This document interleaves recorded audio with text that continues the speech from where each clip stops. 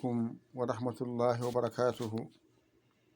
Bandiraɓe sehilaɓe, on calminama, on juurama.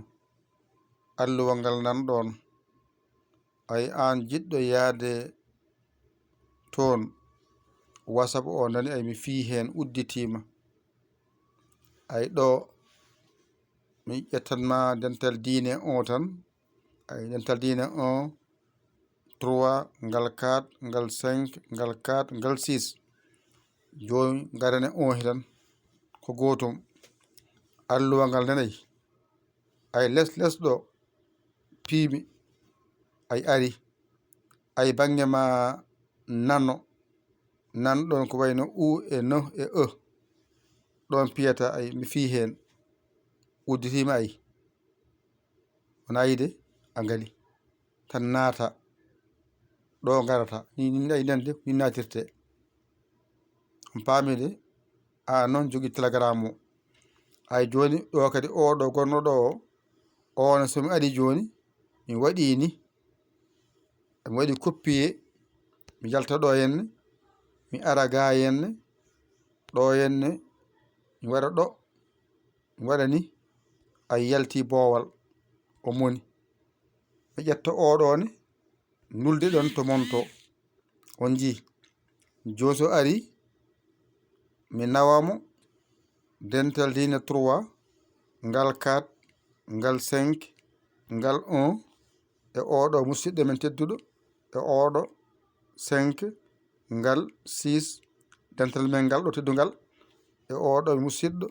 Ay timmi mi waɗi ni ay yehito moɗon yettima on jiide yettima on toon nanto monto.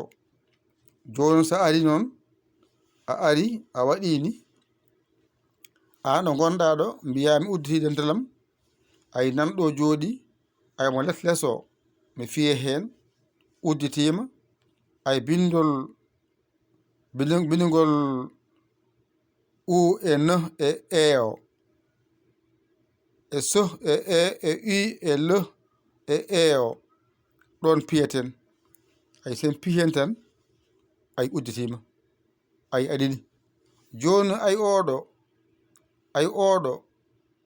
ɗo winda so e u e o so e o e u o woni aɗa kala ko ay tawma hen.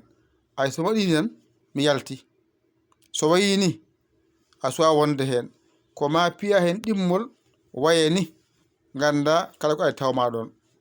Ay joni latiri ay on ji nani mi latiri ay oɗo ko joni fuɗɗi nani on ji ay o moni ay wona on ji joni ɗo woni 1 2 3 4 ay joyi yara taw on jiide ko ni jiɗɗen waɗirde heblongo.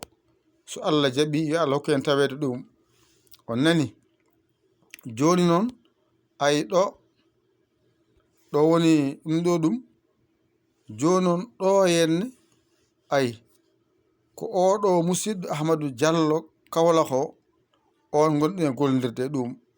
Ay ɗeɗe foof ay pewnama on ji ɗe fof ene pewne on jiiɗe fof ko defte ene fewne on jiiɗe de nanɗon Tijani yo o nanɗon Misbahu o nanɗon Ise o nanɗon Tafsir Aba nanɗon Alpha Dia o e deftere haɓɓi nanɗon e deftere men nahu o nanɗon e maqam o nanɗon e defte kadi ɗeɗe fof nanɗon. Ay lahtoro ayi ɗeɗo gonne fuɗɗata yiɗe ɗeɗo 1 2 3 4 5 6 7 8 9 on jiiɗum de koye ɗum ɗo gonɗen wona e goɗɗum. Kalde pinɗen eɗen e golle dental ngal mo andano sikkata mataw ɓeɗo mataw gacci min beddi e min beddaki hay goto e mon koye golle min goni. Heddi noon amin mbi on saaha fo yo gaddu balle ɗe ballata hay mbawa wallude on.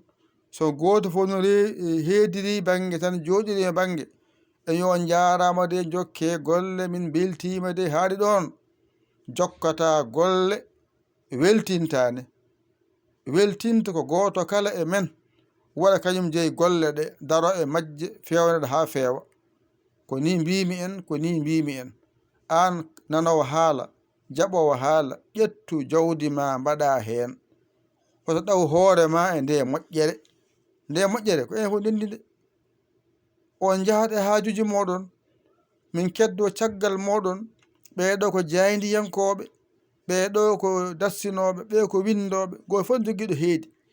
wadde on jeehi on dañi seeɗa mon mo dañƴi on o, hoto jeeyaɗo o gaddane min hen seeɗa min mbatta e seeɗa mo jogii o, golle men jaata yeeso.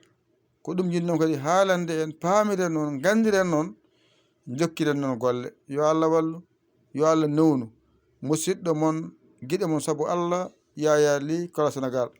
ka jiiɗi wadde hen mbuuɗu muɗum, laawol nan ɗon, waɗ 00 221 77 906 14 81 mbaɗa Yaya mbaɗa Ly, ma yimin keɓa ɗon nanna ko mbawɗa, so Orange Money, so Wave, so Western Union, so MoneyGram, so Ria, watta ko mbawɗa, ngara duusa golle jahoje ɗe, ngara duusa, ngara balla, mbiyeɗa goto kala ewnama hen addu ballal wallu, addu ballal wallu, ala debbo, ala gorko, ala suka, ala mawɗo, kala dano yettimama nan ɗum jaɓa mbaɗa. wassalam.